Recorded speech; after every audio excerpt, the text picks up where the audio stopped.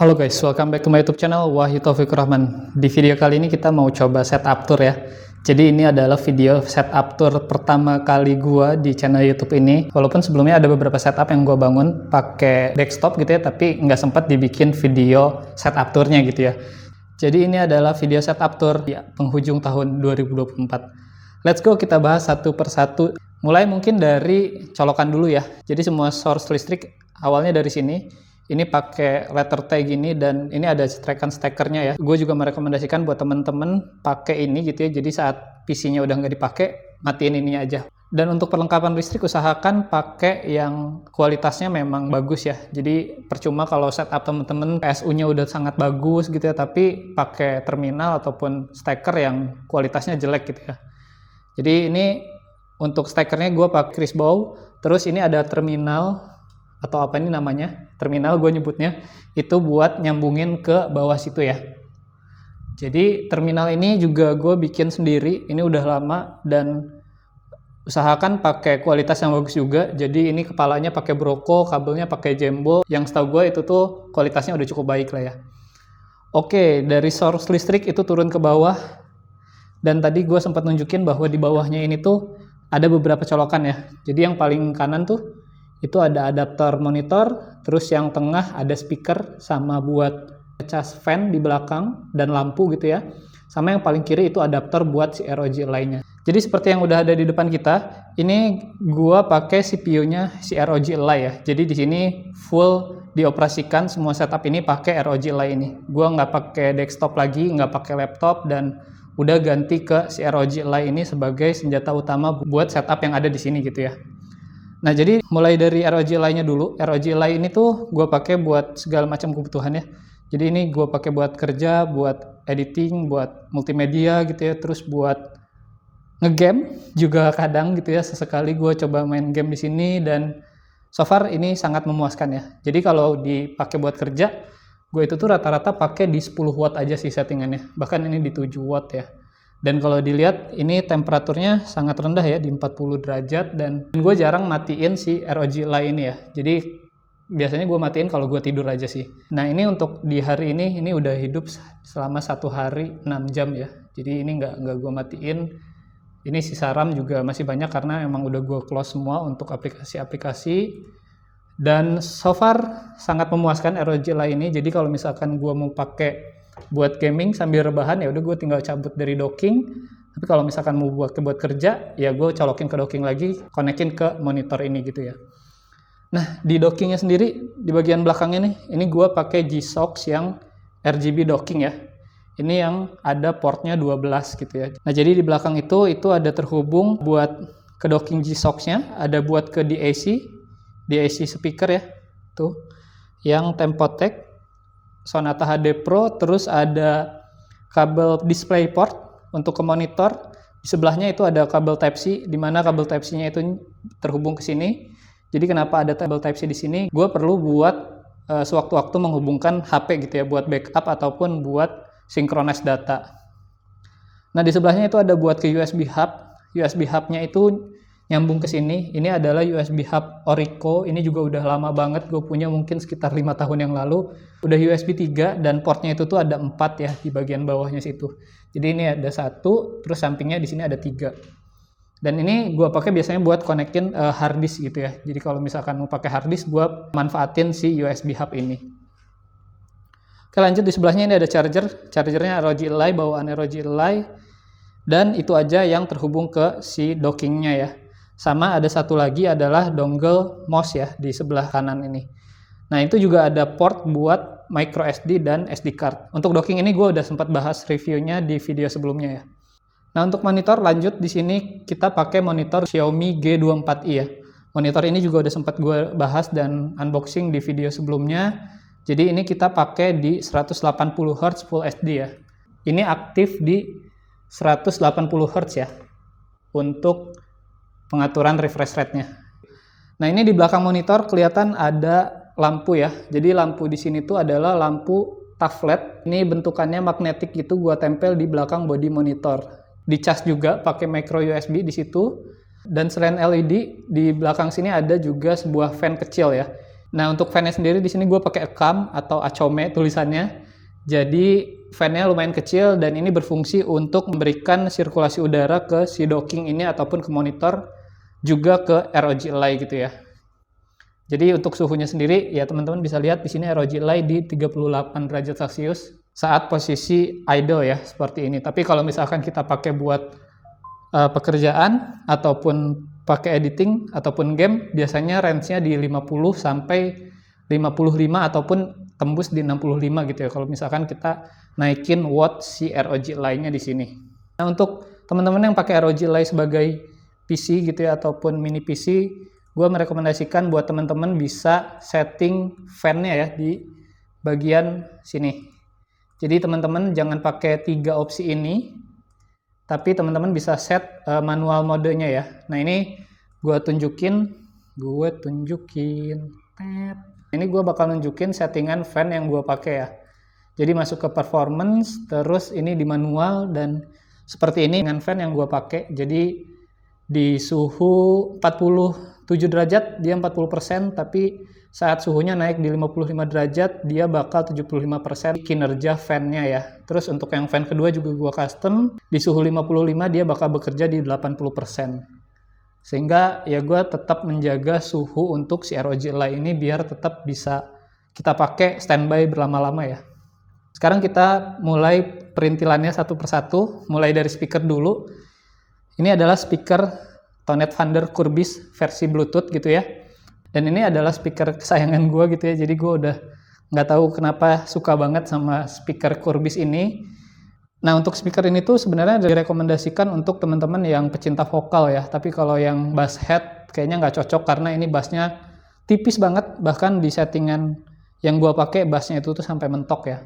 Nah, untuk bagian DAC-nya sendiri ini gue pakai Sonata SD Pro ya, buat terhubung ke si Tonet Thunder Curbis ini. Nah, untuk stand speakernya di sini ada stand menarik ya. Ini ala-ala budget BPJS, di mana ini stand speaker yang terfikirkan dari manusia kreatif ya. Jadi kalau teman-teman ngelihat di standnya itu adalah stand laptop sebenarnya. Ya, ini stand laptop bener. Ini stand laptop bahannya alloy, tapi gue jadiin stand speaker. Kenapa? Karena ya stand speaker sendiri itu tuh mahal banget ya. Kalau yang dedicated buat stand speaker itu tuh bisa satu piece-nya di 150.000. Jadi kalau sepasang hampir 300.000 gitu ya. Tapi kalau dengan stand laptop kayak gini nih, ini gue cukup ngeluarin budget mungkin 60.000 ya, karena satu stand itu tuh 30 ribuan. Nah, buat teman-teman yang bertanya-tanya gimana sih bentuk standnya? Standnya tuh yang kayak gini. Ini beneran real stand laptop. Jadi ini gue bakal simulasikan. Ini kita taruh di settingan paling rendah ya. Nah, kayak gini untuk setting kemiringannya. Terus teman-teman tinggal balikin aja posisinya kayak di speaker gua ini. Ya, ini life hack akal-akalan si kreatif ya. Itu tadi untuk audionya ya, baik dari DAC, speaker sama standnya. Nah, lanjut di sini kita bahas keyboard dan perintilan yang ada di mejanya. Mulai dari sebelah kiri dulu, mungkin ini adalah lampu TUF Studio. Bahannya dari kayu dan juga besi ya. Ininya besi. Dan ini lampu bisa 3 warna. Jadi kita bisa ganti warnanya di sini. 1, 2, 3. Kita pakai warna kuning lah. Ini ada 3 lampu di sini. Tapi lampu ini yang paling lama hidupnya. Terus di sini ada pajangan Hot Wheels. Ini adalah Toyota GR Supra. Dan di sini ada pengharum ruangan. Nah, untuk stick controller di sini gue pakai stick Xbox Series S. Ini juga udah sempat gue bahas di video sebelumnya. Terus di situ ada tatakan gelas. Di sini ada pajangan. Ini bahannya dari kayak gypsum gitu, cuman matching gitu ya sama temanya. Dan untuk desk mat di sini pakai yang bahannya itu tuh kayak wool gitu ya. Ini di bawahnya juga ada anti slipnya. Untuk keyboard di sini kita pakai Keychron K8 Pro SE. Ini hand carry dari Korea, dan di sini beberapa capsnya itu tuh ada aksen-aksen Koreanya ya. Dan untuk palm rest di sini gue pakai yang model kayu kayak gini. Bahannya bagus sih, finishingnya mungkin gue kebagian yang agak jelek aja tuh. Tapi so far lainnya sih oke sih dengan harga yang cukup terjangkau ya. Terus di sini ada mouse. Ini adalah mouse gratisan dari istri ikut seminar ya.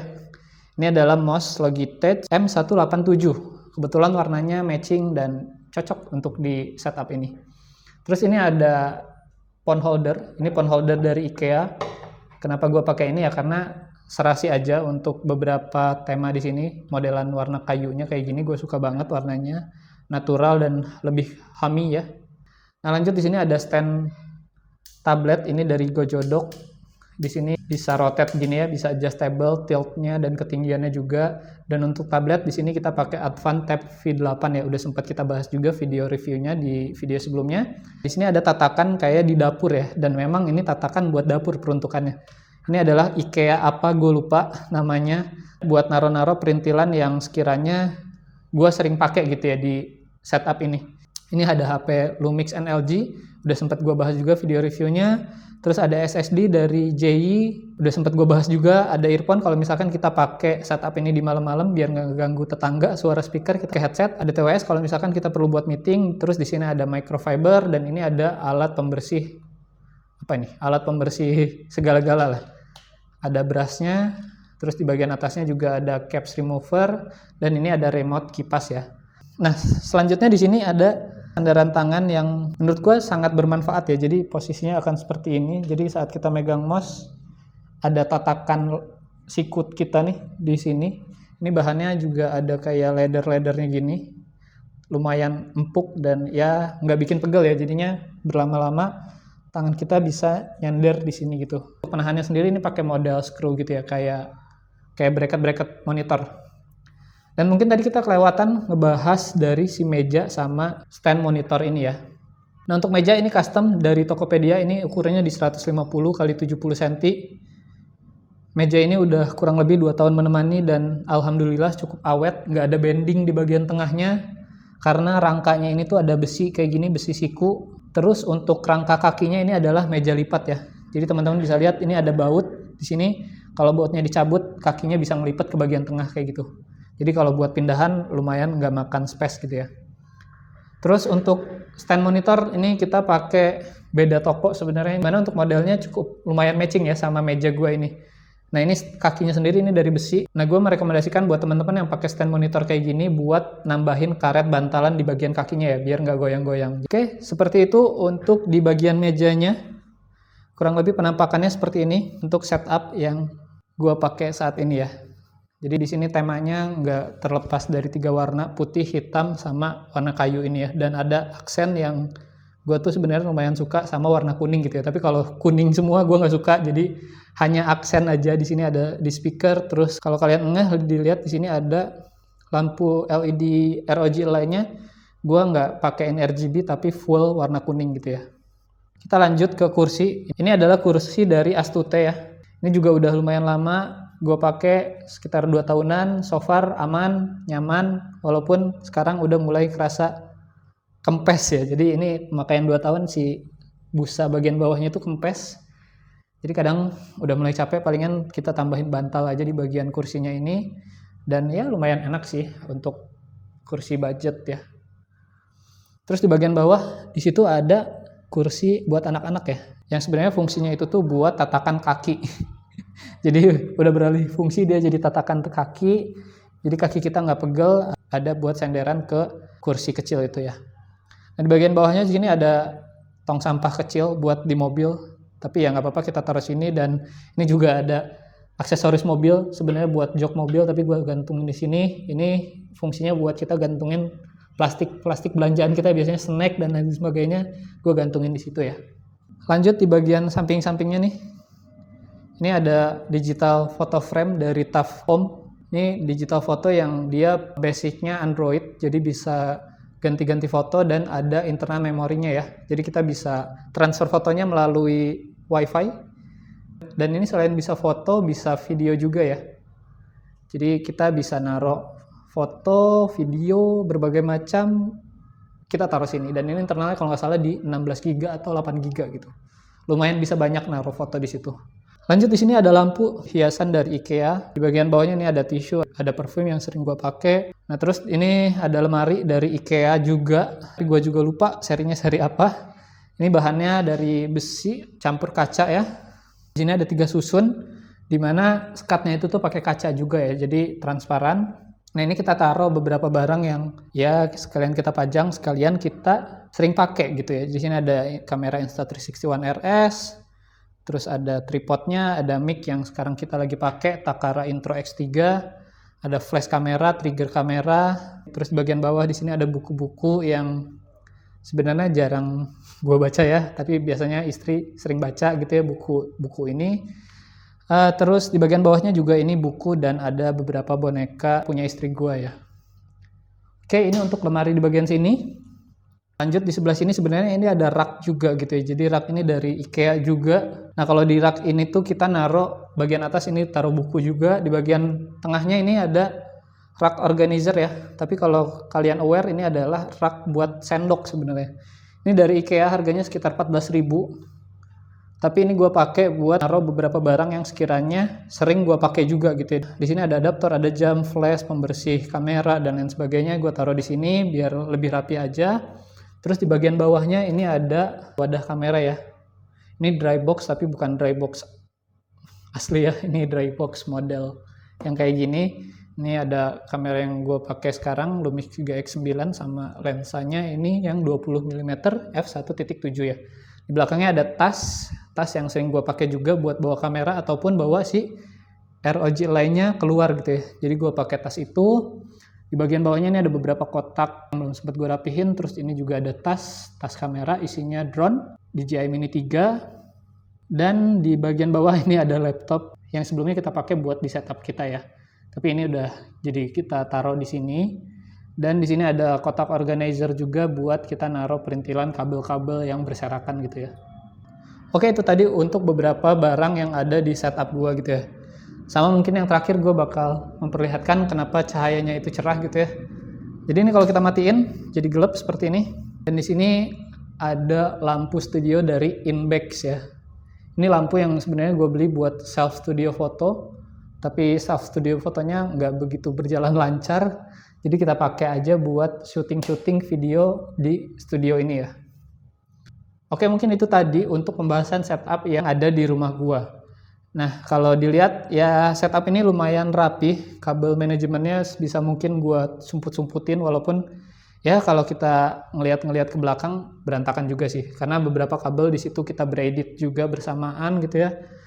Dan di bagian kiri juga tuh ada kabel dari lampu, tapi ya sebisa mungkin kabel itu tuh nggak kelihatan di setup ini gitu ya. Oke, mungkin itu aja dulu untuk pembahasan setup tour 2024 dan ini pertama kalinya gue bikin setup tour. Semoga di tahun depan di 2025 kita bisa bikin video yang seperti ini lagi ya, setup tour, dan mungkin ya semoga ada rezeki buat beberapa perubahan yang sekiranya kita bisa ganti di setup ini gitu ya. Oke, mungkin itu aja dulu untuk video kita kali ini. Jangan lupa klik like, comment, and subscribe. Thank you for watching. Bye-bye. ROG Ally. Ini pakai case-nya Modcase G-Shox ya. Udah sempat kita bahas juga di video review sebelumnya.